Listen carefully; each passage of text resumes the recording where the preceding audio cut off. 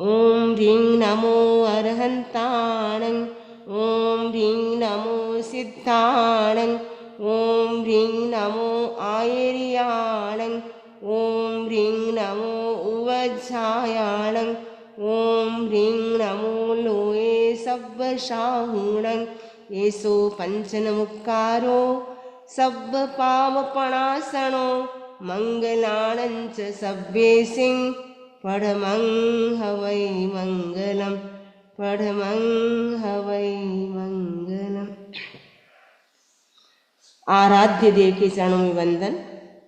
आदरणीय समणी जी, उपस्थित भाइयों तथा बहनों, 25 बोलों की हमारी चर्चा चल रही है। 25 बोल के अंतर्गत 14 नंबर का बोल चल रहा है। 14वां बोल है 9 तत्व के 115 भेद। तो पिछले सेशन में हमने 2 सेशन इसके हो चुके हैं। तो हमने जीव तत्व, अजीव तत्व, पुण्य तत्व, पाप तत्व, आश्रव, संवर, यहाँ तक हमने चर्चा की थी। आज हम उसके आगे का जो तत्व है निर्जरा तत्व, उसकी हम चर्चा करेंगे। निर्जरा के 12 भेद माने जाते हैं। ऐसे रियल में देखें तो निर्जरा एक ही प्रकार की होती है। एक ही प्रकार की कैसे होती है, एग्जाम्पल से हम समझ सकते हैं। जैसे अग्नि होती है, उसको हम बोलेंगे यह गैस की अग्नि है, स्टोव की अग्नि है, सगड़ी की अग्नि है, कंडे की अग्नि है। लेकिन रियल में देख तो अग्नि एक ही प्रकार की होती है। वैसे ही निर्जरा भी एक ही प्रकार की होती है, लेकिन तपस्याओं के भेद से निर्जरा के भी 12 प्रकार हो जाते हैं। दूसरा एग्जाम्पल समझ सकते हैं, जैसे पानी। ऐसे हम बोलेंगे यह पानी टोटली एक होता है, लेकिन फिर भी हम क्या बोलेंगे बोलचाल की भाषा में, ये स्प्रिंग वाटर है, ये प्योरीफाइड वाटर है, यह तालाब का पानी है, ये समुद्र का पानी है, ये बेल का पानी है। पानी सब एक ही होता है, लेकिन अलग अलग होने से उसको हम अलग बोल देते हैं। पानी एक ही होता है। वैसे ही निर्जरा भी एक ही प्रकार की होती है, लेकिन तपस्याओं के भेद से निर्जरा के भी 12 प्रकार हो जाते हैं। निर्जरा किसे कहते हैं? शुभ योग की जो प्रवृत्ति है, शुभ योग की प्रवृत्ति से होने वाली जो आत्मा की जो आंशिक उज्ज्वलता, वो होती निर्जरा। मतलब जो भी हम गुड एक्टिविटीज करेंगे उससे आत्मा की जो प्योरिटी बढ़ेगी, शुद्धि होगी, उससे हमारी शुद्धि होने से कर्मों की निर्जरा होगी। तो शुभ योग की प्रवृत्ति से होने वाली आत्मा की आंशिक उज्ज्वलता को निर्जरा कहा जाता है। ये जो निर्जरा है, ऐसे 12 प्रकार हैं। इनको हम 2 भागों में डिवाइड कर देते हैं, बाह्य तप और आभ्यंतर तप। तो बाह्य तप का मतलब क्या होता है? जो आत्मशुद्धि के बहिरंग का, यानी बाहरी निमित्त का जो बाहरी कारण बनता है, वो होता है बहिरंग तप। बहिरंग तप यानी जिस तप से हमारी आत्मा प्रभावित होती है बाहरी रूप से, तो वो होता है बहिरंग तप। तो बाह्य तप होता है बाहर हमें प्रभावित करता है, दिखाई देता है। उपवास करते हैं तो वो भी दिखाई देता है, उनोद्री करते हैं वो भी दिखाई देता है। तो ये जो तपस्या के जो बाह्य 6 भेद हैं, ये आत्मशुद्धि के बहिरंग कारण हैं। इसीलिए यह बाह्य तप कहा जाता है। ये प्राय क्या करता है, बाहर में ही शरीर को तपाने वाले हैं, इसीलिए इसको बाह्य तप कहा जाता है। दूसरा तप है आभ्यंतर तप। ये भी 6 प्रकार के हैं। ये आत्मशुद्धि के अंतरंग कारण है, इसीलिए इसको आभ्यंतर तप कहा जाता है। ये आत्मा की आंतरिक जो वृत्ति है हमारी, उसको तपाने वाले हैं, इसीलिए इसको आभ्यंतर तप कहा जाता है। तो बाह्य तप और आभ्यंतर तप, तो बाह्य तप के भी 6 भेद हैं और आभ्यंतर तप के भी 6 भेद हैं। बाह्य तप के 6 भेद हैं अनशन, उनोद्री, भिक्षाचरी, रस परित्याग, काय क्लेश, प्रतिसन्नता, ये बाह्य तप के 6 वेद हैं। अब इनको हम डिटेल से समझेंगे एक एक को। सबसे पहला है अनशन। अनशन क्या है? अनशन का मतलब होता है असन, पान, खादिम, स्वादिम का त्याग करना। चारों आहार का भी त्याग किया जाता है या 3 आहार का भी त्याग किया जाता है, वो अनशन कहलाता है। तो अनशन, जिसको हम संथारा भी बोलते हैं, जो लाइफ लॉन्ग के लिए जो त्याग किया जाता है 4 आहार का या 3 आहार का, वो संथारा कहलाता है। लेकिन एक दिन के लिए हम जो उपवास करते हैं वो भी अनशन ही कहलाता है। 2 दिन का उपवास, 3 दिन का उपवास, 4 दिन का उपवास या लाइफ लॉन्ग का उपवास, वो अनशन के अंतर्गत आता है। तो अनशन को बोलचाल की भाषा में हम लाइफ लॉन्ग के लिए जो त्याग किया जाता है उनको संथारा कहा जाता है। और उपवास से ऊपर की जो भी तपस्या होती है उनको अनशन कहा जाता है। फर्स्ट हो गया अनशन। सेकेंड है उनोद्री। उनोद्री, उन प्लस उदर, उदर यानी पेट, उन यानी कम, यानी पेट को कम भरना उनोद्री तप है। जितनी आपको भूख है, भूख से थोड़ा कम खाते हैं, वो उनोद्री के अंतर्गत आ जाता है। सपोज आपको 4 रोटी की भूख है, आप 3.5 रोटी खाते हैं तो उनोद्री तप हो जाता है। उनोद्री होती है तो वो उनोद्री के अंतर्गत कहा जाता है कि जो भी हम एकासन करते हैं, नवकाशी करते हैं, पोर्शी करते हैं, आंबिल करते हैं, वो सब के सब तप उनोद्री तप के अंतर्गत आ जाता है। तो जो भी हम तप करते हैं उससे बहुत सारे फायदे होते हैं। तो क्या फायदा होता है? यदि हम एक नवकाशी तप करते हैं तो कहा जाता है 100 ईयर तक हम नरक में रह करके जो कर्म क्षय करते हैं वो मात्र एक नवकाशी तप से खत्म हो जाता है, और पोर्शी तप से 1000 ईयर का हो जाता है। अगर हम एक एकासन करते हैं तो 10 लाख वर्ष का नरक आयु कम हो सकती है, और एक उपवास करने से 1000 करोड़ साल की नरक आयु कम हो जाती है। यानी कितना बड़ा फायदा होता है। छोटे छोटे तप, और कुछ नहीं कर सके तो नवकाशी तप तो हम आराम से कर सकते हैं, क्योंकि वो सोए सोए भी आ जाता है। कभी कभी लोग बहुत लेट उठते हैं तो उनके तो सोए सोए आ जाता है। अगर मान लो आप जल्दी भी उठ जाते हैं, फिर भी सन राइज के ठीक 48 मिनट के बाद नवकाशी आ जाती है। तो वो बहुत इजी है, इसमें कुछ भी नहीं करना है, केवल आपको रात को सोते समय नवकाशी का त्याग लेना है। तो ये उनोद्री तप के अंतर्गत सब आ जाती है, नवकाशी, पोर्शी, एकासन। उपवास तो अनशन में आएगा, लेकिन बाकी जो तप है अनशन को छोड़ करके बाकी सब उनोद्री के अंतर्गत आता है। उनोद्री भी कई प्रकार की होती हैं। आहार की भी उनोद्री होती है, यानी भूख से कम खाना। लेकिन वस्त्र पात्र जो हमारे होते हैं, कपड़े होते हैं, आपके पास जो भी क्लोथ्स हैं, ड्रेस हैं, और भी जो भी आपके पास चीज़ें हैं, उनकी भी आप उनोद्री कर सकते हैं।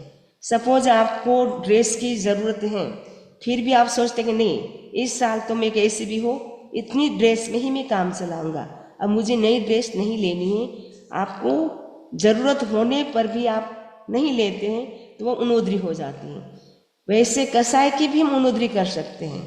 सपोज आपको गुस्सा आ रहा है, लेकिन आपने संकल्प कर लिया, कुछ भी कोई भी मुझे कहे मुझे गुस्सा नहीं करना है, मुझे शांत रहना है, मुझे अपने गुस्से पर कंट्रोल रखना है, तो वो भी एक प्रकार की क्या हो जाती है, उनोद्री हो जाती है। कसाय का मतलब क्रोध, मान, माया, लोभ, चारों की हम उनोद्री कर सकते हैं, यानी कंट्रोल में कर सकते हैं। आप कर सकते थे माया, फिर भी आप माया नहीं करते हैं तो उनोद्री हो जाती है। तो वो कसाय की भी हम उनोद्री कर सकते हैं। तीसरा है वृत्ति संक्षेप। वृत्ति संक्षेप का मतलब होता है विशिष्ट प्रतिज्ञाएं करना, अभिग्रादी विशिष्ट संकल्प करते हैं, वो होता है वृत्ति संक्षेप, जिसको हम भिक्षाचरी भी कहते हैं। तो जैसे साधु भिक्षा करते समय संकल्प करते हैं अमुक घर में अमुक बहन के अमुक कलर की साड़ी पहनी होगी और वो मुझे अपने हाथ से दान देगी तो मैं भिक्षा ग्रहण करूँगा। वैसे आप संकल्प कर सकते हैं, आज मैं सामायिक करने के बाद ही ब्रेकफास्ट लूँगा, आज मैं भक्तामर का पाठ करके ही मैं पानी पीऊँगा। तो आप भी रोज़ नए नए संकल्प कर सकते हैं। तीसरा हो गया भिक्षाचर्य। चौथा है रस परित्याग। रस परित्याग का मतलब है रस जो है, जिससे रस खाने से क्या होता है, टेस्टी चीज़ें लगती है और वो क्या करता है, हमारे शरीर में विकृति पैदा करती है। इसीलिए रस परित्याग जरूरी है। इसीलिए इसको विगय भी कहा जाता है। विगय यानी विकृति पैदा करती है, यानी ज़्यादा हम घी, दूध, तेल, दही, चीनी, गुड़ इनका प्रयोग करेंगे तो हमारे शरीर में विकृति उत्पन्न हो सकती है और हेल्थ भी हमारा उससे खराब हो सकता है। तो ज़्यादा घी, दूध, तेल, दही खाना वो भी हेल्थ के लिए भी अच्छा नहीं है। एक ज़माना था कि घी ज़्यादा खाओ, लेकिन आज डॉक्टर कहते घी जितना हो सके कम खाओ, क्योंकि पहले के ज़माने के लोग घी ज़्यादा खाते थे तो ओल्ड भी जल्दी हो जाते थे। 60 साल के ओल्डर लगते थे, वर्तमान समय के 60 साल का भी यंग जैसा लगता है। तो हम जितना हम विगय कम खाएंगे, इससे हेल्थ भी अच्छा रहेगा और साथ साथ में हम साधना भी अच्छी कर पाएंगे, क्योंकि हमारा मन है वो कंसंट्रेट रहेगा।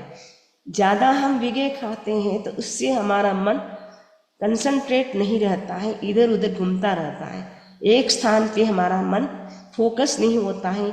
मेडिटेशन करते हैं तो भी 5-10 मिनट करते हैं, फिर मन कहीं और चला जाता है।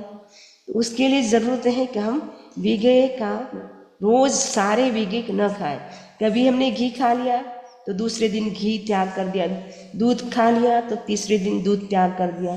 तो रोज़ घी भी खा लिया, दूध भी खा लिया, दही भी खा लिया, ऐसा नहीं। आज मैं दूध दही नहीं खाऊंगा, कल मैं घी तेल नहीं खाऊंगा, ऐसे कुछ न कुछ विगय छोड़ते रहे। 6 विगय में से 3 विगय रख ली, 3 विगय का त्याग कर दिया, ऐसे भी कर सकते हैं। कभी कभी अष्टमी, चतुर्दशी, पूनम होती है, अमावस्या होती है, उस दिन हो सके तो एकासन, उपवास, कुछ तपस्या करें। अगर तपस्या नहीं कर सकते हैं तो सबसे अच्छा है पूरा दिन खाना है, पीना है, सब कुछ करना है, केवल विगय त्याग कर दें। आज मैं 6 प्रकार की विगय हैं वो नहीं खाऊंगा, वो भी आप संकल्प कर सकते हैं। 6 विगय कंप्लीट त्याग करते हैं, उसमें भी एक एकासन जितना लाभ मिलता है। 3 महाविगय हैं, उनका तो हम लाइफ लॉन्ग के लिए त्याग कर सकते हैं कि हम मक्खन नहीं खाएंगे, शहद नहीं खाएंगे, शराब नहीं पिएंगे, ये लाइफ लॉन्ग के लिए आप त्याग कर सकते हैं। तो आप हो सके किया होगा, अगर नहीं किया हो तो आप कर सकते हैं। इसको खाने की हमको ज़रूरत नहीं होती है। नेक्स्ट है, ये रस परित्याग का ही इसका पिक्चर है। नेक्स्ट है हमारा काय क्लेश। काय क्लेश का मतलब होता है शरीर को तपाना। तो किससे? आसन आदि के द्वारा शरीर को तपाना, वो काय क्लेश कहलाता है। जैसे आप अलग अलग प्रकार के आसन करते हैं तो वो हो गया काय क्लेश। आप जैसे एक आसन में बैठ गए, पद्मासन में बैठ गए, आपके पैर दुखने आ गए, फिर भी आप बोले कुछ भी हो मैं पद्मासन में ही बैठा रहूँगा, या सुखासन में भी बैठ गए, आपके पैर जकड़ गए, फिर भी आप सोचते कि नहीं मुझे निर्जरा करना है, मुझे एक ही पोजीशन में बैठना है, मुझे आसन चेंज नहीं करना है, तो एक प्रकार का काय क्लेश हो जाता है। जैसे साधु साध्वी होते हैं, लोच करते हैं, वो भी काय क्लेश में आ जाता है। विहार करते हैं, वो भी काय क्लेश में आ जाता है। तो जो भी हम शरीर से जो जिससे शरीर को कष्ट होता है तो वो होता है काय क्लेश। यानी शरीर को कष्ट देना उद्देश्य नहीं है, यहाँ पे है निर्जरा का उद्देश्य है। तो उससे शरीर को थोड़ा बहुत तो कष्ट होता ही है, बिना कष्ट निर्जरा कम संभव होती है। तो आसन आदि के द्वारा शरीर को तपाना काय क्लेश कहलाता है। नेक्स्ट है प्रतिसंलीनता। प्रतिसंलीनता तब वो भी, प्रतिसंलीनता का मतलब होता है जो हमारी 5 इंद्रियां हैं और मन है, इनको क्या करना होता है, कंट्रोल में करना होता है। तो 5 इंद्रिय और मन जब हमारा कंट्रोल में रहता है वो होता है प्रतिसंलीनता तक। इंद्रियां हैं वो अपने अपने विषय में दौड़ती हैं, लेकिन हमें क्या करना, उनको कंट्रोल में रखना है। तो इंद्रिय प्रतिसंलीनता यानी 5 इंद्रिय मन को कंट्रोल में रखना, कसाय को कंट्रोल में रखना, योग यानी मन वचन काया की जो एक्टिविटीज हैं, मेंटल फिजिकल वर्बल जो एक्टिविटीज है उनको भी हम कंट्रोल में कर सकते हैं। मन हमारा इधर उधर भागता रहता है, लेकिन मन को कंट्रोल में करने के लिए हम क्या करें, श्वास प्रेक्षा का प्रयोग करें और अपनी जो टंग है उसको हम क्या करें, पैलेट से टच कर दें। इससे हमारे जो थॉट्स हैं वो थोड़ी देर में क्या हो जाएगा, दूर हो जाएंगे। तो हमारी जो फिजिकल, कई लोग होते हैं हाथ पैरों को ऐसे हिलाते रहते हैं, पैरों को हिलाते, कभी ऐसे ऐसे करते हैं, कभी हाथ को कुछ न कुछ करते रहते हैं, स्थिर नहीं बैठते हैं। तो मन वचन काया की यानी फिजिकल मेंटल वर्बल एक्टिविटीज जो हैं उसको क्या करना है, हमें कंट्रोल में करना है। विविक्त शयनासन प्रति सलीनता, एकांत में बैठना, एकांत स्थान में बैठना, जिससे क्या होता है हमारा मन स्थिर रहता है। तो विविक्त शयनासन ये प्रतिशीलता के प्रकार है। नेक्स्ट है आभ्यंतर तप। तो आभ्यंतर तप का मतलब मैंने पहले बता दिया था। आभ्यंतर तप क्या होता है, जो आत्मशुद्धि के अंतरंग कारण बनता है, जिससे आत्मा की शुद्धि होती है, वो अंतरंग निमित्त बनता है। और यह जो आत्मा की जो आंतरिक जो हमारी प्रवृत्तियां हैं, जो वृत्तियां हैं, उनको ये तपाता है। आत्मा की आंतरिक वृत्तियों को तपाने वाले तप को क्या कहा जाता है, आभ्यंतर तप कहा जाता है। ये आभ्यंतर तप 6 प्रकार का है। प्रायश्चित, विनय, वैयावृत्य, स्वाध्याय, ध्यान और कायोत्सर्ग। ये भी 6 भेद हैं। बाह्य तप के भी 6 भेद थे, आभ्यंतर तप के भी 6 प्रकार हैं। तो सबसे पहला है प्रायश्चित। प्राय प्लस चित्त। प्राय का मतलब होता है अपराध, क्राइम या सिन। चित्त का मतलब होता है शुद्धि करना, प्योरिफिकेशन जो होता है।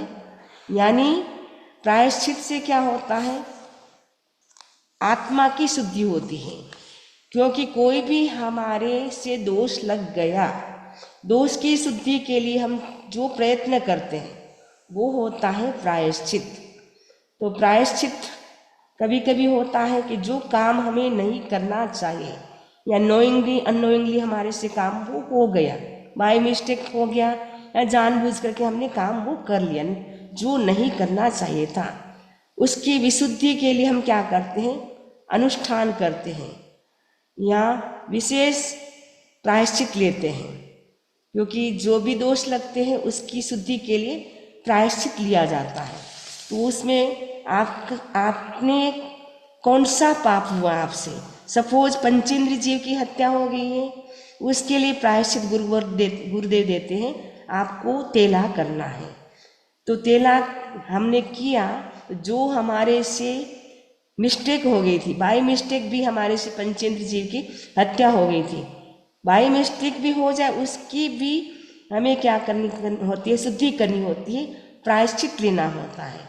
आपको जो भी याद हो दोष लग गए हैं, वो दोष सारे याद करके हमें क्या करना चाहिए, उसी दिन जो दोष लग जाए उसी दिन आलोचना कर ले, प्रायश्चित कर ले। यदि उस दिन न कर सके तो 15 दिन से कर ले, लेकिन संवत्सर के दिन तो सारे जितने भी दोष लगे हैं वो लिख करके रखे, और फिर जब गुरुदेव की जाए, साधु साध्वी के जाए या समणी जी के आए, तब आप क्या कर सकते हैं, आप पूरा एकदम खुले दिमाग से, और आपने जो जो सही में जो लगा है उसका आपको क्या करना है, पूरा प्रायश्चित करना है। ऐसे नहीं कुछ दोषों की तो आपने आलोचना कर ली और कुछ दोषों को छुपा लिया, वो सही आलोचना नहीं होती है। तो आलोचना करते समय, प्रायश्चित करते समय हमें एकदम भोला बालक जैसा बन जाना चाहिए। शुद्ध जो भोला बालक होता है, छोटा बालक होता है, जो जैसा होता है वैसा बता देता है, वैसे ही गुरु के समक्ष जो भी दोषों का सेवन हो गया है उनको एक एक दोषों को याद करके बताए कि गुरुदेव मेरे से ऐसा पाप लग गया, ऐसा हो गया, ऐसा हो गया। तो फिर गुरुदेव को जो उचित लगता है वो हमें क्या करते हैं, प्रायश्चित देते हैं। तो जो भी हम प्रायश्चित लेते हैं उससे क्या होती है, दोषों की शुद्धि हो जाती है। तो दोष की शुद्धि के लिए जो प्रयत्न किया जाता है वो प्रायश्चित कहलाता है। नेक्स्ट है विनय। विनय का मतलब है मानसिक, वाचिक और कायिक अभिमान का त्याग करना। कई लोग होते हैं मेंटल भी अभिमान कर लेते हैं अपने आप में, बोलने से करते हैं आई एम एवरीथिंग, मैं ही सब कुछ हूँ, या काइक एंड फिजिकल, ऐसे अपलोड ऐसे चलेगा जैसे मेरे जैसा दुनिया में कोई है ही नहीं। तो इस प्रकार का जो अभिमान है, ईगो है, उसका क्या करना होता है, त्याग करना होता है। वो होता है विनय। विनय का मतलब है किसी का अपमान न करना, बहुमान करना, रेस्पेक्ट करना, वो विनय होता है।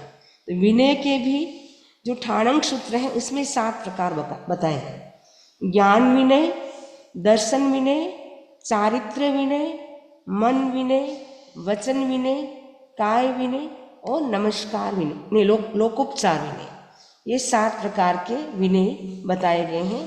तो ज्ञानी जो कोई ज्ञान है उसका भी विनय करना होता है। सपोज बुक है, पेंसिल है, जो हमें ज्ञान के साधन है, ज्ञान के साधन जो हमारे पास होते हैं उनका भी विनय करना होता है। कोई ज्ञानी व्यक्ति है उनका भी विनय करें। दर्शन विनय, दर्शन का मतलब कोई सम्यक दर्शी है उनका भी विनय करें। चारित्र आत्मा है उनका भी विनय करें। मन विनय यानी मन से विनय करें, मन से भी किसी का अभिनय न करें। कभी कभी ऊपर से तो विनय करते लेकिन मन से कुछ उनके बारे में कोई कुछ और ही चलता है, ऐसा न हो। वचन विनय यानी बोल करके विनय करें, आपने बहुत कृपा कराई, आपने हमें ज्ञान दिया। एक अक्षर भी कोई सिखाता है वो भी गुरु कहलाता है। यदि कोई आपको सिखा रहा है तो उनका भी विनय करें और उनका नाम न छुपाए। काय विनय यानी शरीर से भी विनय करें, यानी हाथ जोड़े उनका नमस्कार करें, शरीर से भी विनय करें।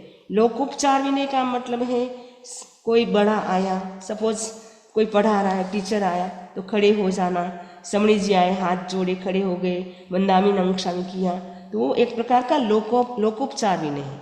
आपके घर में भी कोई बड़ा व्यक्ति आता है, उस समय खड़े हो जाए, उनको आसन दे, तो वो भी क्या होता है, लोकोपचार यानी व्यवहार में जो हम विनय करते हैं, बड़ों का एक दूसरे का रेस्पेक्ट करते हैं, वो लोकोपचार विनय कहलाता है।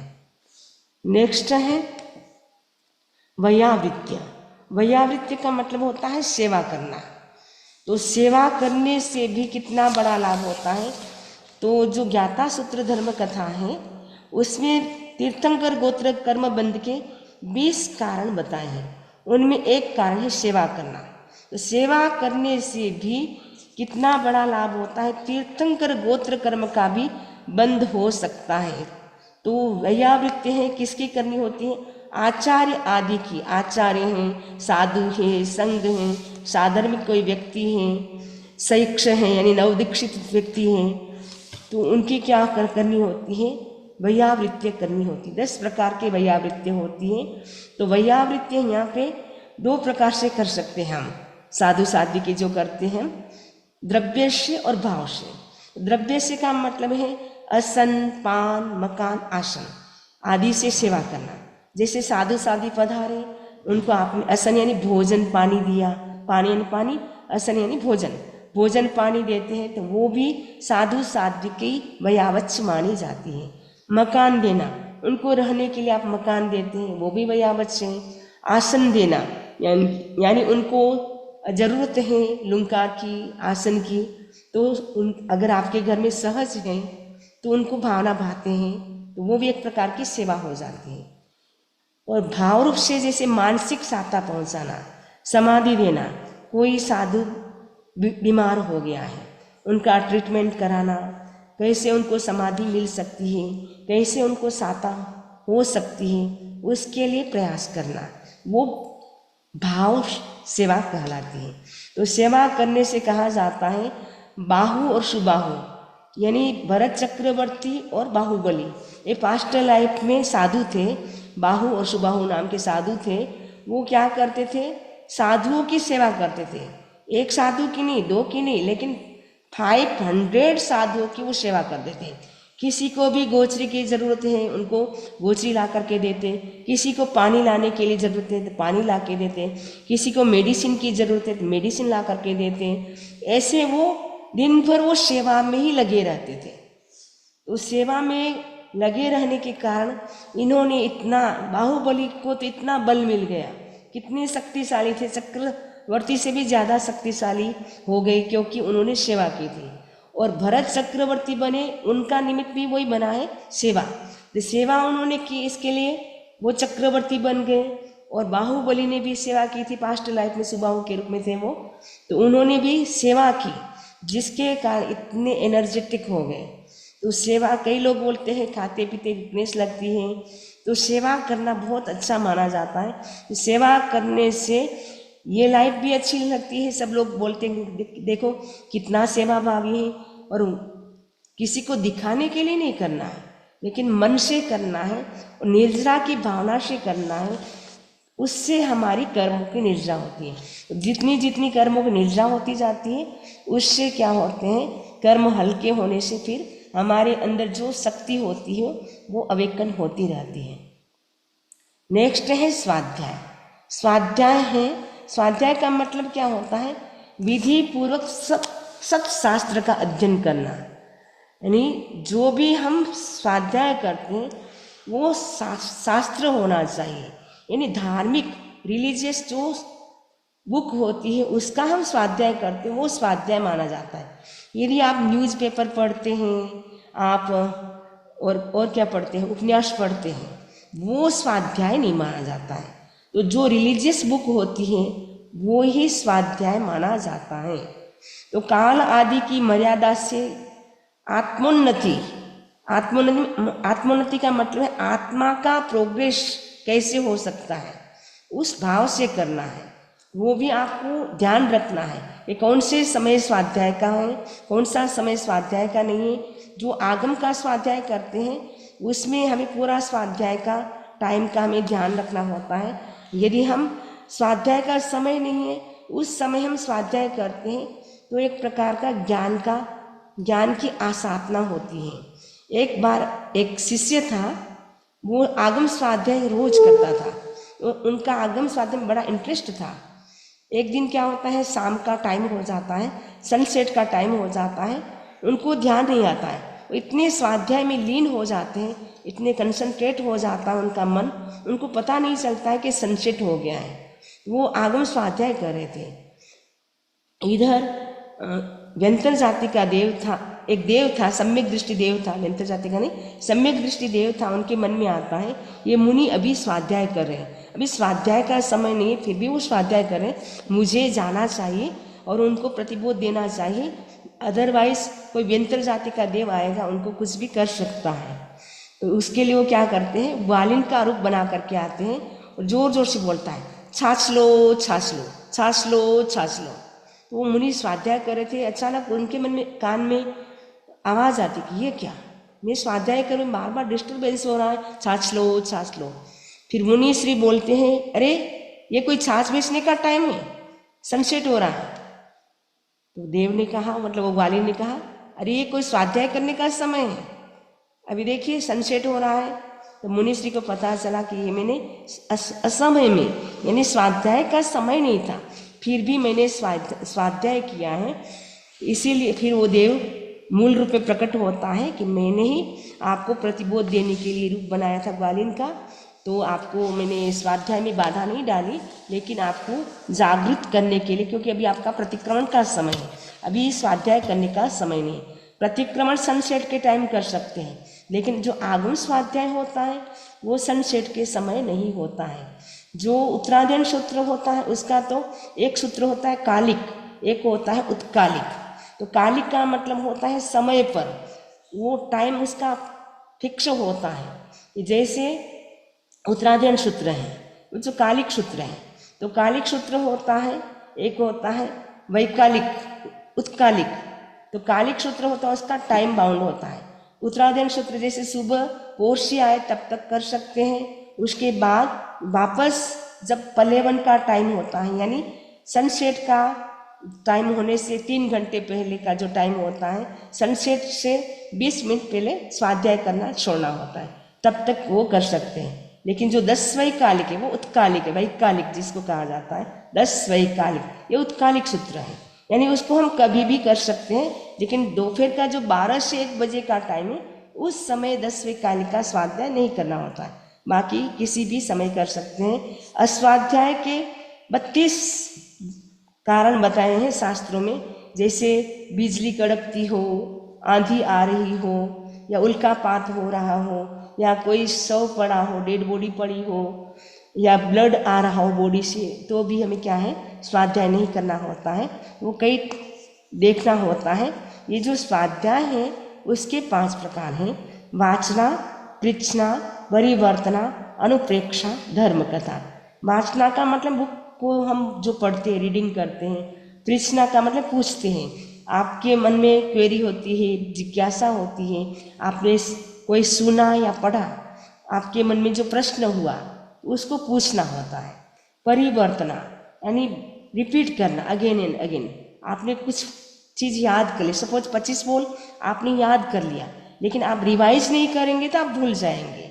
जिसे आप फलके बनाते हैं तो क्या करते हैं, इधर उधर उलट पुलट करते रहते हैं, इसीलिए कि आपकी रोटी जले नहीं।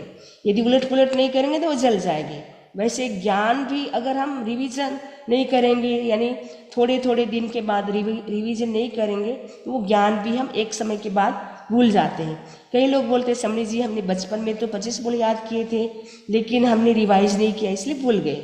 कोई भी चीज़ हो, हम भी अगर रिवाइज नहीं करते तो भूल जाते हैं, तो बार बार रिवाइज करना होता है। तो सुबह का टाइम सबसे अच्छा होता है, मॉर्निंग का टाइम 4 बजे का टाइम होता है, ब्रह्म मुहूर्त का समय। उस समय स्वाध्याय करने का, रिवाइज करने का बहुत अच्छा टाइम होता है। तो अक्सर अक्सर संभारिए, अक्सर अक्सर याद करें उस समय कि हमने क्या क्या याद किया था, उसको रिवाइज करें। तो जो सुबह के समय रिवाइज करता है उसका स्वाध्याय पक्का रहता है। और अनुप्रेक्षा, अनुप्रेक्षा का मतलब है कंटम्पलेशन, बार बार चिंतन करना। जो भी आपने स्वाध्याय कर लिया, स्वाध्याय किया, बाद में चिंतन करेंगे कि मैंने क्या पढ़ा था, क्या सुना था। अभी सपोज क्लास हो रही है, सुन लिया लेकिन कोई रिवाइज भी नहीं किया और आपने चिंतन भी नहीं किया, तो फिर भूल जाएंगे। तो रिवाइज करें, दूसरों को बताएं कि आज क्लास में ये चला था, खुद भी चिंतन करते रहें। जैसे भरत चक्रवर्ती थे, उन्होंने अनित्य अनुप्रेक्षा की, अनित्य अनुप्रेक्षा करते करते उनको केवल ज्ञान की प्राप्ति हो गई। तो अनुप्रेक्षा का भी बड़ा महत्व है। 16 प्रकार की अनुप्रेक्षा होती है, 12 प्रकार की अनुप्रेक्षा होती है, एकत्व, अन्यत्व, अनित्य आदि कई अनुप्रेक्षा हैं। उनका चिंतन करें और उन अनुप्रेक्षा भी कर सकते हैं। मॉर्निंग सेशन में अभी जैसे चलती है हमारी सहिष्णुता की अनुप्रेक्षा, ऐसे करके हम एक एक अनुप्रेक्षा कराने का भाव रखते हैं। तो अनुप्रेक्षा, धर्म कथा, धर्म कथा का मतलब है धर्म की चर्चा करना। जैसे 4 बहनें मिलती हैं तो घर की बातें करती है, फैमिली की बातें करती है, या खाने की बातें करती, वो नहीं करके हमें धर्म कथा करना है।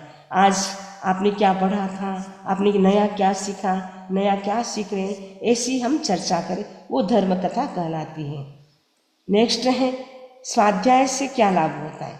जो हम स्वाध्याय करते हैं उससे हमें क्या लाभ होता है।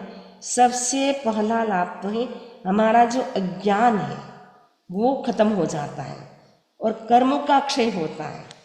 जो 8 कर्म हैं, तो स्वाध्याय जितना जितना हम करते जाते हैं उतने उतने कार्मिक पार्टिकल से दूर होते जाते हैं।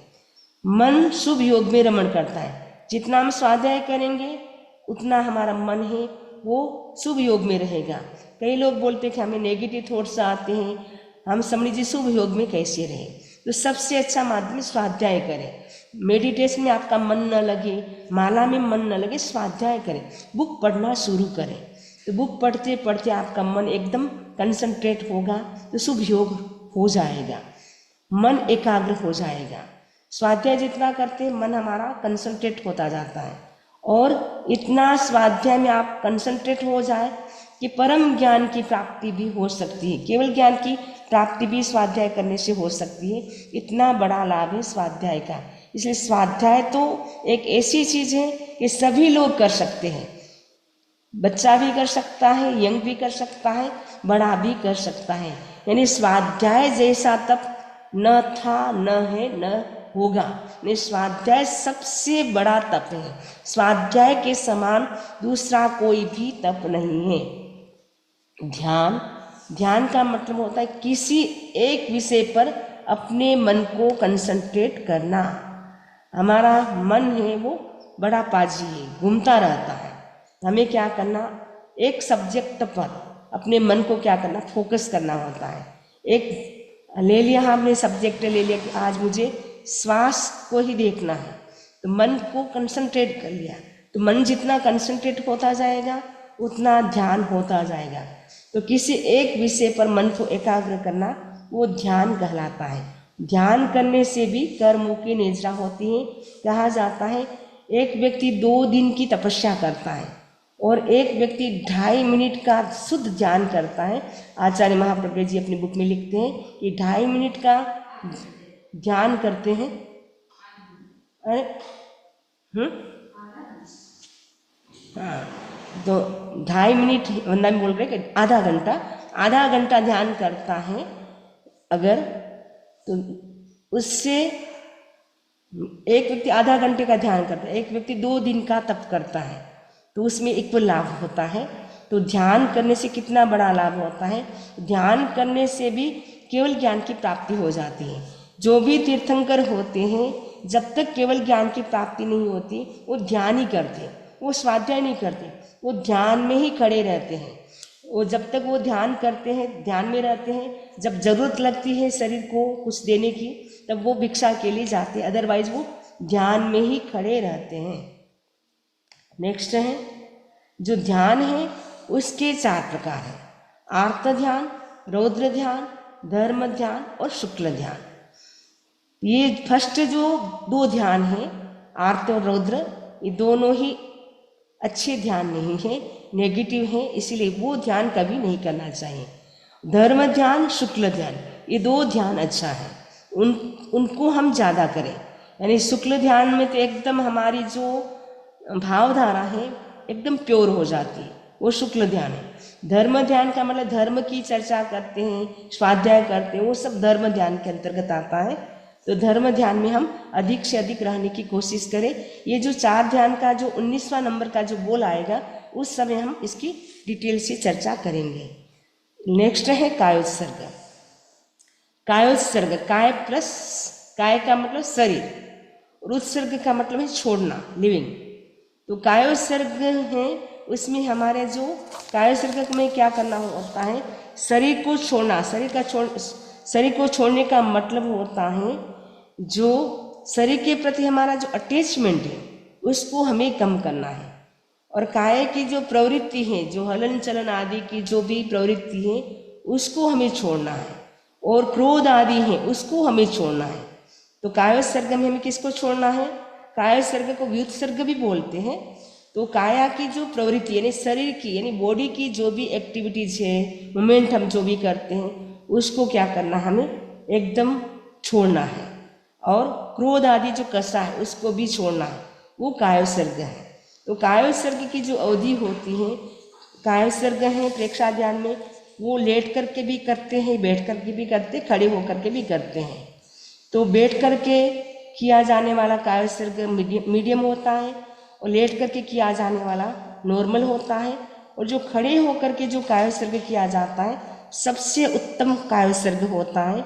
जो तीर्थंकर होते हैं जब तक केवल ज्ञान की प्राप्ति नहीं होती है तब तक वो खड़े खड़े ही कायोत्सर्ग करते हैं, मेडिटेशन करते हैं, खड़े खड़े कायोत्सर्ग भी वो खड़े खड़े ही करते हैं।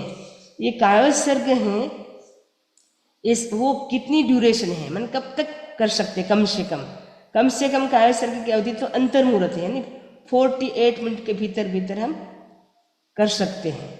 और मैक्सिमम आचार्य महाप्रज्ञ जी की बुक है अपना दर्पण अपना बिंब, उसमें वो लिखते हैं कायोत्सर्ग के चैप्टर में कि मैक्सिमम 60,000 ईयर तक हम क्या कर सकते हैं, कायोत्सर्ग कर सकते हैं। तो कायोत्सर्ग अभी 60,000 ईयर किसने किया वो पता नहीं, लेकिन 1 साल तक बाहुबली जो थे, बाहुबली कौन थे, भगवान ऋषभ के पुत्र थे, उन्होंने खड़े खड़े 1 साल तक कंप्लीट वो खड़े खड़े वो क्या करते रहे, कायोत्सर्ग करते रहे, कायोत्सर्ग की मुद्रा में खड़े रहे 1 साल तक, न हिले न डुले न खाया न पिया, कुछ भी नहीं किया। इवन उनके शरीर पे जो बेल होती है वो भी चढ़ जाती है, जो पक्षी होते बर्ड्स होते हैं वो नेस्ट भी कर लेते हैं, फिर भी वो न हिलते हैं न डुलते हैं। हमें तो कोई चींटी भी खा ले ध्यान करते समय तो भी हम हिल जाते हैं, डुल जाते हैं। तो 1 साल तक कंप्लीट कायसर्ग बाहुबली जी ने किया था और 6 मास तक कायसर्ग भगवान महावीर ने किया था।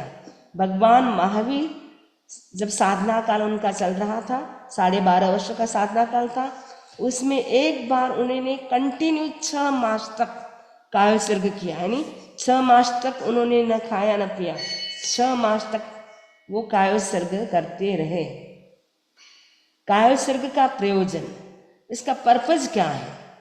पर्पज ऑफ कायसर्ग तो विशुद्धि के लिए, यानी प्योरिफिकेशन के लिए हम क्या करते हैं, हमारी आत्मा की शुद्धि हो, आत्मा की शुद्धि के लिए हम क्या करते हैं, कायोत्सर्ग। दूसरा है प्रायश्चित के लिए, प्रायश्चित के लिए भी कायोत्सर्ग आता है। जैसे हम सुबह शाम की हम आलोचना लेते हैं तो हमको बोलते हैं 25 श्वासोश्वास का कायोत्सर्ग करना है, और जब संवत्सरी आती है तब ज़्यादा कायोत्सर्ग आता है, तब 100 श्वासोश्वास का कायोत्सर्ग आता है। और जब चातुर्मासिक पक्षी आती 50 श्वासोश्वास का कायोत्सर्ग, यानी आपको संवत्सरी का आपको तेला का तप भी आता है प्रायश्चित के रूप में, और उसके साथ साथ इतने लोगस आपको करना है श्वासोश्वास के साथ। तो श्वासोश्वास करना होता है, जैसे एक लोगस करते हैं उसमें 7 श्वासोश्वास, 7, जैसे 7 स्टेंजा है तो आप 7 स्टेंजा में जैसे कायोत्सर्ग करते समय श्वास लिया, लोगस करते समय जैसे लोगस उज्जोगरे से पूरा बोला, श्वास लिया, फिर धम्म तिथेरी जिणे श्वास को छोड़ा, ऐसे करते करते आप श्वासोश्वास का प्रयोग कर सकते हैं। तो प्रायश्चित के लिए भी क्या किया जाता है, कायोत्सर्ग किया जाता है। पाप कर्म का नाश के लिए तो कायोत्सर्ग करने से क्या होता है, सबसे ज़्यादा कर्म खत्म होते हैं। पाप कर्म का नाश करने के लिए भी कायोत्सर्ग किया जाता है। शल्य विमोचन के लिए जो 3 प्रकार के शल्य हैं, माया शल्य, निदान शल्य, मिथ्यात्व शल्य, इन शल्यों का विमोचन यानी खत्म करने के लिए, डिस्ट्रॉय करने के लिए, उसके लिए भी क्या किया जाता है, कायोत्सर्ग किया जाता है। कायोत्सर्ग कब करें? सोने से पहले आप कायोत्सर्ग की मुद्रा में लेट सकते हैं। ये तो बच्चा सोया हुआ है, वैसे नहीं सोना है। कायोत्सर्ग करें तब सीधे सो जाए, पीठ के बल सो जाए, दोनों पैरों के बीच में थोड़ा गैप रहे आधा फुट का, हाथों की मुद्रा ऐसे जैसे हथेली होती है खुली आकाश की ओर, वैसे रखना है थाई के पास, और आंखें बंद रखना है। फिर अंगूठे से लेकर मस्तिष्क तक, ब्रेन तक, एक एक पार्ट को देखते जाना है। तो एक एक पार्ट रिलैक्स हो रहा है ऐसे अनुभव करते जाना है। फिर एकदम डीप जब आपका कायोत्सर्ग हो तब आप भेद विज्ञान का भी अनुभव कर सकते हैं।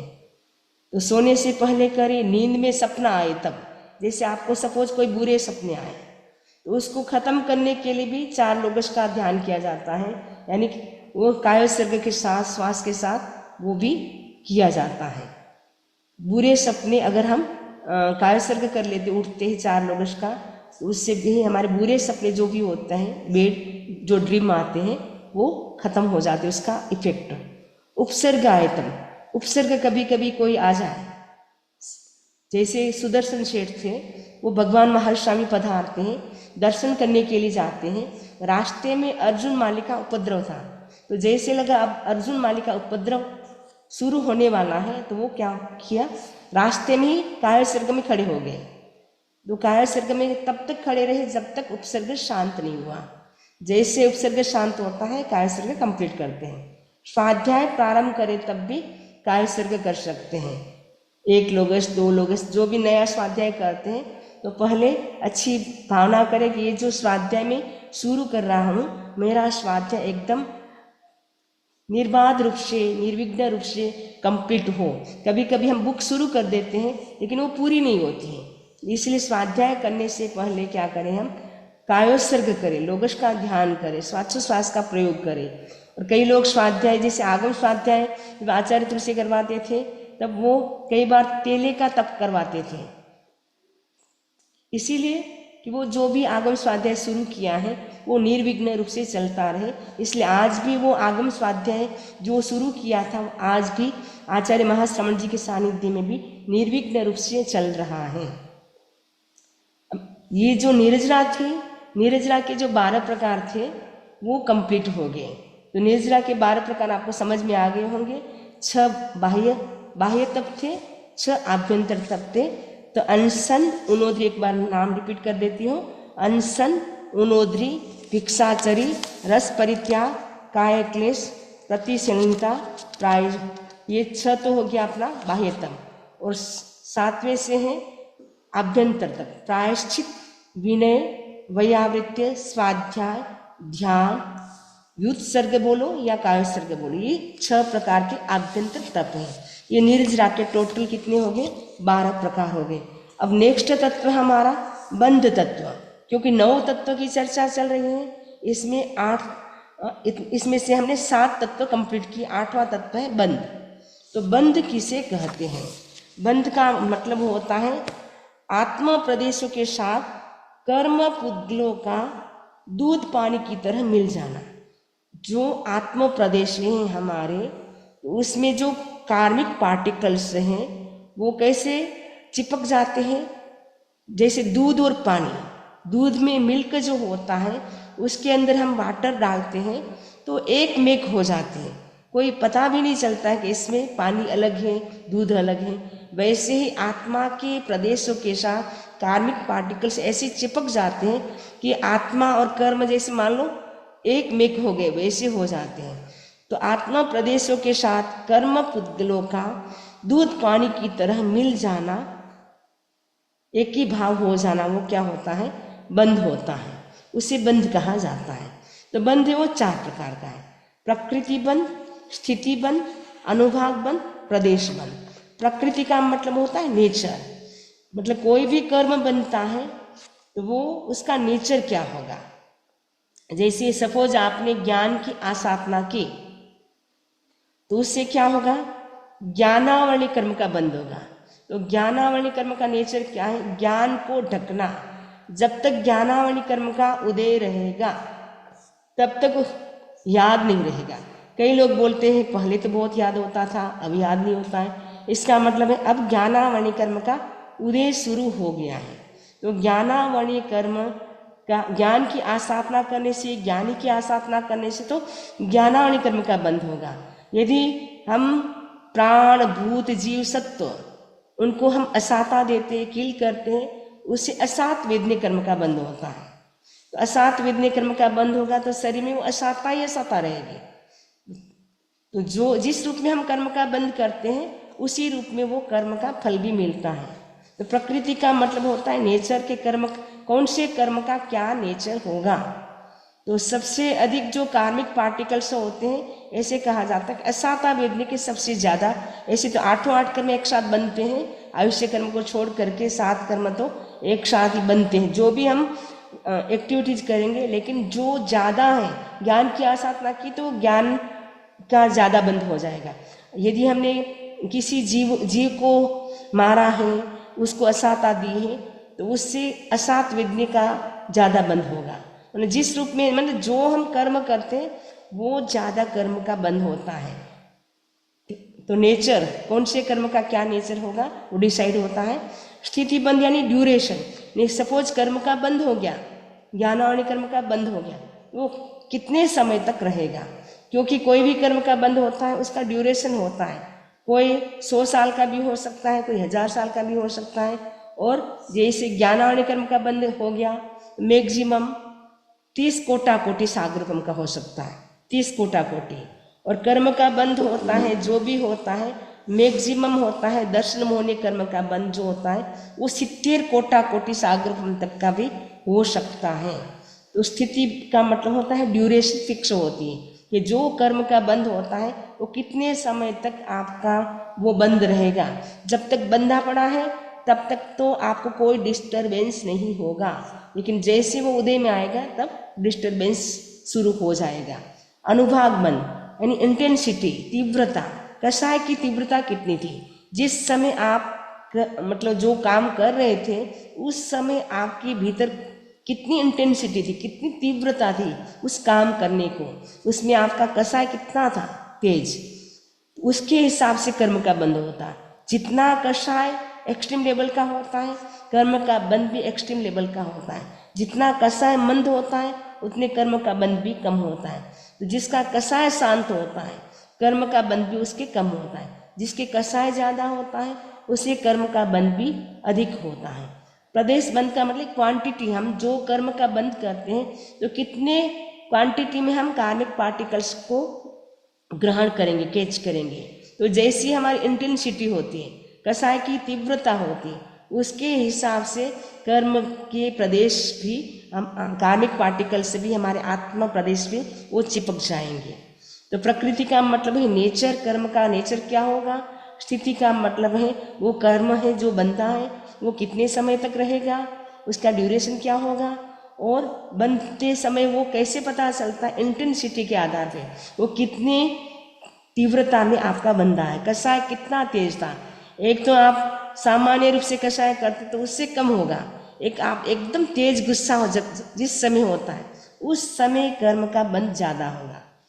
प्रदेश बंध, उसमें फिर वो क्वांटिटी ग्रहण करेंगे, हम कार्मिक पार्टिकल्स को हम ग्रहण करेंगे, जितना कषाय होगा उसके हिसाब से हम कर्म के प्रदेश को भी हम ग्रहण करेंगे।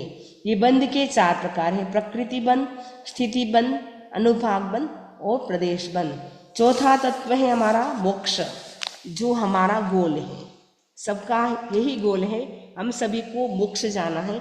मोक्ष क्यों जाना है, क्योंकि संसार है वो दुखों से भरा हुआ है, जन्म जरा मरण ये सारे दुख हैं यहाँ पे, और रोग, ये 4 प्रकार के बड़े दुख हैं। उन दुखों से मुक्त होने के लिए हम सब कहाँ जाना चाहते हैं, मोक्ष जाना चाहते हैं। तो मोक्ष का मतलब क्या होता है, पूर्ण रूप से कर्म का क्षय हो जाना, वो मोक्ष कहला जाता है।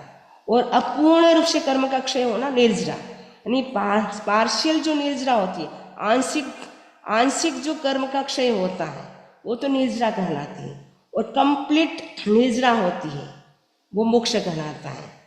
तो निर्जरा और मोक्ष में अंतर हो गया। तो निर्जरा में तो क्या होता है, आंशिक आत्मा की शुद्धि होती है, और कंप्लीट सोल प्योर हो जाती है, वो मोक्ष हो जाता है, वो मोक्ष कहलाता है। तो मोक्ष प्राप्त करने के 4 साधन हैं। फर्स्ट है सम्यक ज्ञान, सेकेंड सम्यक दर्शन, थर्ड सम्यक चारित्र, फोर्थ है सम्यक तप। सम्यक ज्ञान का मतलब है राइट नॉलेज, यानी जिन पदार्थों का जैसा स्वरूप है उसको वैसा ही जानना। यानी जीव है तो जीव को जीव जानना, साधु है तो साधु को साधु मानना, मोक्ष है तो मोक्ष को मोक्ष मानना, जो जैसा है उसको उसी रूप में स्वीकार करना, वो हो जाएगा सम्यक ज्ञान। तो सम्यक ज्ञान से हम पदार्थों को सही ढंग से जानते हैं। और दर्शन का मतलब होता है राइट परसेप्शन, यानी जो श्रद्धा है वो हमारी सही होनी चाहिए। तात्विक जो रुचि है, दर्शन का मतलब है तत्वों के प्रति जो रुचि है, सम्यक श्रद्धा है। सम्यक दर्शन का मतलब है सम्यक श्रद्धा, यानी जो देव गुरु धर्म उनके प्रति हमारी सही श्रद्धा होनी चाहिए, क्योंकि जब तक सही श्रद्धा नहीं होगी तब तक हम सम्यक दर्शन को प्राप्त नहीं कर सकते हैं। तो देव गुरु धर्म के प्रति हमारी सही श्रद्धा, तत्वों की सही समझ, उससे सम्यक दर्शन की प्राप्ति होती है। और सम्यक दर्शन होगा तभी मोक्ष प्राप्त होगा। सम्यक दर्शन होने से ही ज्ञान चारित्र तब भी सम्यक कहलाएगा। जब तक सम्यक दर्शन नहीं होगा तब तक ज्ञान भी अज्ञान कहलाएगा, चारित्र भी तब तक नहीं आता है। तो सम्यक चारित्र, थर्ड है सम्यक चारित्र। चारित्र का मतलब होता है आश्रव का निरोध करना, जो आश्रव के माध्यम से कर्म एवरी मोमेंट जो एंटर करे आत्मा में उनको स्टॉप करना, वो है सम्यक चारित्र। और तपस्या का मतलब ये तपस्या कैसी, सम्यक तप, राइट फिनांस, यानी ऐसी तपस्या जिसमें किसी भी प्राणी की हिंसा न हो। जिसमें किसी भी प्राणी की हिंसा होती है वो तपस्या नहीं होती है। जैसे वो तापस होते हैं, पंचांगनी तप करते हैं, उसमें वो अग्नि जलाते हैं तो अग्नि के जीवों की हिंसा हो रही है, उसके अंतर्गत उनके आश्रित जो त्रस्य होते हैं उनकी भी हिंसा हो सकती है। वो सही तप नहीं होता है, वो केवल शरीर को तपा रहे हैं, आत्मा इससे प्योर नहीं हो रही है। आत्मा प्योर किससे होती है, जिसमें किसी भी जीव की हिंसा न हो, वो सम्यक तप कहलाता है। और परिणाम भी जिसमें विशुद्ध रहे, एकदम हमारी जो भावधारा है वो प्योर बनी रहे, वो सम्यक तप होता है। तो मोक्ष के 4 साधन हैं, सम्यक ज्ञान, सम्यक दर्शन, सम्यक चारित्र, सम्यक तप। तो जीव क्या करता है, ज्ञान से पदार्थों को जानता है, और दर्शन से क्या करता है, उन पर श्रद्धा करता है। चारित्र से क्या करते हैं, अपने आने वाले जो कर्म है आत्मा में, उनको क्या करता है, स्टॉप करता है, रोकता है। और तप से क्या करता है, बंधे हुए कर्म को तोड़ करके आत्मा एकदम विशुद्ध हो जाती है। तो बंधे हुए हैं पास्ट लाइफ के अनादि काल के जो कर्म हैं, तो उसको डिस्ट्रॉय करने के लिए, खत्म करने के लिए जरूरत होती है तप। तपस्या के बिना पास्ट लाइफ के कर्म खत्म नहीं होते। नए कर्म को रोकने के लिए, स्टॉप करने के लिए तो संवर किया जाता है, लेकिन जो कर्म बंधे हुए हैं उसको खत्म करना है, क्लीन करना है, उसके लिए तप किया जाता है। तो ये 4 साधन हैं मोक्ष प्राप्ति करने के लिए। यदि हमें मोक्ष को प्राप्त करना है तो हम सम्यक ज्ञान, सम्यक दर्शन, सम्यक चारित्र, सम्यक तप, इनकी हम अधिक से अधिक आराधना करते रहें। इसी आशा के साथ ओम अहम। और जो संवर और निर्जरा, तो संवर के साथ तो निर्जरा हो सकती है, लेकिन निर्जरा के साथ संवर का होना जरूरी नहीं है, क्योंकि निर्जरा अकेली भी हो सकती है। और तब जो संवर होगा उसके साथ निर्जरा भी हो सकती है। सपोज आज आपने उपवास किया, वो त्याग किया, वो संवर हो गया। उसके साथ साथ आपने मेडिटेशन किया, स्वाध्याय किया, तो उसके साथ साथ आपकी निर्जरा भी होगी। कई लोग होते हैं, वो उनका लक्ष्य तो है कि मुझे मोक्ष प्राप्ति करने के लिए मुझे तपस्या करनी है, लेकिन उपवास नहीं बच सकते हैं, भूखे रहेंगे लेकिन उपवास नहीं बचेंगे, तो उससे उनकी निर्जरा तो हुई लेकिन संवर नहीं हुआ। निर्जरा अकेली भी हो सकती है, लेकिन संवर होगा तो उसके साथ साथ हम निर्जरा भी कर सकते हैं। संवर के साथ निर्जरा भी हो सकती है, और निर्जरा होती है वो अकेली भी हो सकती है। तो संक्षेप में मैंने नव तत्व की जानकारी दी है। भगवान की वाणी के विरुद्ध कुछ भी बोला हो, तस्मिच्छामि दुक्कड़म। कोई प्रश्न हो तो पूछ सकते हैं। ओम अरहम ओम अरहम।